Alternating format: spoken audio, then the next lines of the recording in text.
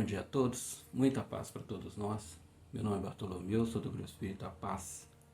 Nós estamos aqui para dar continuidade aos estudos do livro Vida Feliz, Joana de Ângeles, de Valdo Franco, capítulo 114. A juventude do teu corpo é breve, utiliza para armazenar valores eternos. O verdor dos anos passa com celeridade, porém os compromissos firmados se alongam por toda a existência. Tem cuidado com eles. Os bons serão sentinelas de tua jornada, abençoando-te as horas, e os maus se transformarão em cobradores impiedosos, perturbando-te a paz.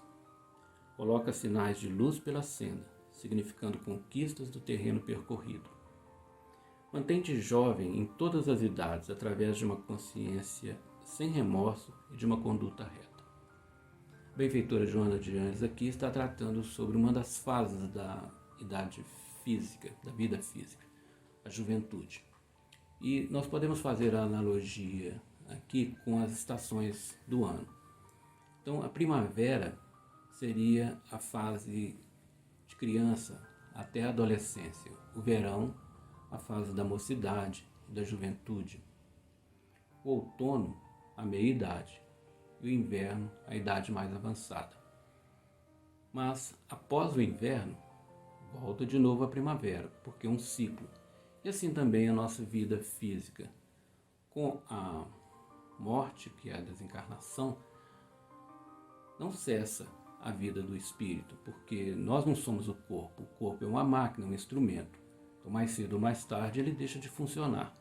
Mas como somos espíritos, a vida continuará numa dimensão espiritual, abrindo um novo ciclo.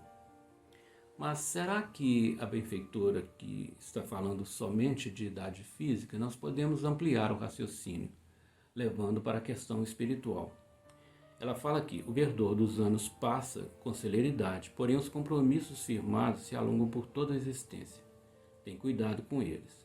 Então, quando ela trata aqui de compromissos firmados e alerta para ter cuidado com eles, ela está dizendo aqui a respeito das decisões que possam ser tomadas. Não só na vida física, mas as decisões do espírito também.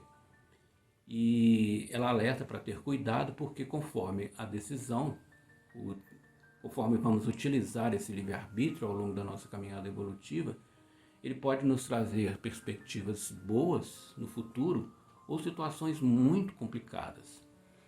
E nós lembramos aqui de Jesus quando nos contou uma das suas parábolas, uma das mais belas e ricas, é a parábola do filho pródigo. Nós não vamos tratar da parábola toda, mas vamos apenas trazer um trecho, porque essa parábola do filho pródigo, ela representa exatamente as questões da nossa caminhada evolutiva. Quando lá Jesus diz que um pai muito rico, ele tinha 2 filhos, então o pai representaria Deus. Os 2 filhos seríamos nós, filhos de Deus, e seriam 2 possibilidades evolutivas. Uma delas é a do filho mais moço. O filho mais moço pede parte da herança ao pai. Olha a questão do mais moço aí, né? A questão da juventude. E o pai, sem nenhum questionamento, concede a ele essa parte da sua herança. E ele sai da casa do pai e vai para uma terra longínqua. Essa ideia Jesus está trazendo para nós representa exatamente as situações da nossa caminhada evolutiva e muitos de nós utilizamos essa ideia que o filho pródigo teve, de sair da casa do pai. Então aqui está se falando de 2 grandes decisões que o espírito toma na sua caminhada evolutiva. Seriam 2 viagens, 2 grandes viagens. A primeira delas, a viagem exterior, que seria essa saída da casa do pai. E a segunda, a volta para a casa do pai, que é a viagem interior. Então, quando se fala em casa do pai e terra longínqua, não está se referindo a lugares externos, mas lugares internos. Casa do pai e terra longínqua são situações mentais que que nós podemos cultivar. Então, quando lá diz que o filho pródigo, com o desejo de ser feliz, ele sai da casa do pai, isso quer dizer que nós, em algum momento da nossa caminhada evolutiva, podemos ter desconectado com a nossa essência divina, que representaria exatamente aí a questão da casa do pai. E vamos para uma terra longínqua, que seria um vínculo ao materialismo. Passamos a valorizar muita coisa da vida material, dinheiro, poder, luxo, etc. E nessa terra longínqua, achamos que a nossa felicidade está vinculada a gastar esses recursos. E muitas vezes vamos utilizando os recursos como inteligência, poder de pensamento, saúde física ou saúde espiritual. Vamos gastando todos esses recursos. Essas várias pequenas decisões vão nos levar a um só lugar, que Jesus diz lá. Quando começam a acabar os recursos, este filho pródigo começa a passar necessidades e passa a sentir fome. Então, a fome aqui representa não só a fome de comida, mas as carências, os vazios interiores que vão ficando em nós. Então, essas carências tendem a aumentar, porque cada vez mais estamos distanciando da essência divina e trabalhando só com ideias materialistas. Como a nossa referência nesse momento são as questões materiais da terra longínqua, nós achamos que vamos preencher essas carências com valores materialistas. E aí é onde a pessoa passa a querer preencher esses vazios com a presença de outra pessoa, com poder, com dinheiro e tudo mais. Mas nada da terra longínqua preencherá esse nosso vazio interior. Então, neste momento, o que acontece?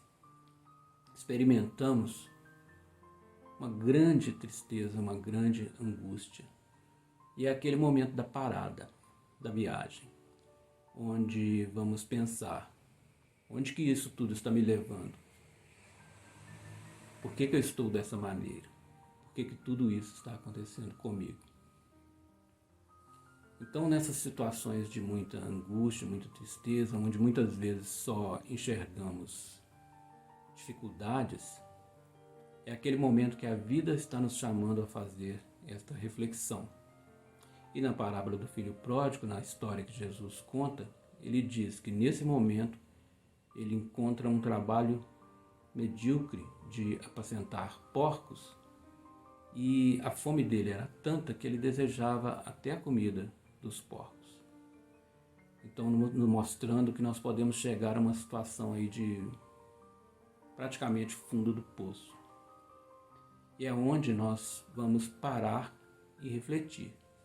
E nesse momento lembrar que existe uma casa do Pai.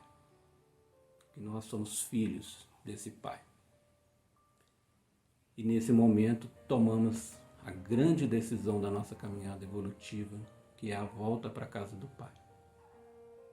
Que seria aquele trabalho de reconexão conosco mesmo.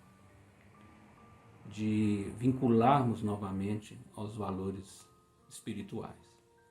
Então, neste momento, como diz Jesus, lá ele levanta e faz a proposta de retorno à casa do Pai.